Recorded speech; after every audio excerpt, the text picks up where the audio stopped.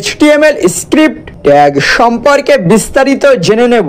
HTML script ট্যাগটি একটি ডকুমেন্টের মধ্যে জাভাস্ক্রিপ্ট কোড যুক্ত করার জন্য ব্যবহৃত হয়। এই ট্যাগটি ক্লায়েন্ট সাইড স্ক্রিপ্টিং ভাষা যেমন জাভা স্ক্রিপ্টকে HTML ডকুমেন্টের সাথে সংযুক্ত করে, যা ওয়েব পেজকে ইন্টারেক্টিভ করে তোলে। এর মাধ্যমে আপনি ডায়নামিক কন্টেন্ট তৈরি, ফর্ম ভ্যালিডেশন এবং অন্যান্য ব্যবহারকারী ভিত্তিক ইন্টারাকশন যুক্ত করতে পারেন।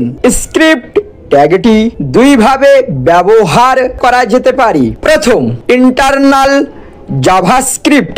এই পদ্ধতিতে জাভাস্ক্রিপ্ট কোড সরাসরি স্ক্রিপ্ট ট্যাগের মধ্যে লেখা হয়। এটি সাধারণত ছোট বা নির্দিষ্ট ওয়েব পেজের জন্য জাভাস্ক্রিপ্ট কোড যোগ করতে ব্যবহৃত হয়।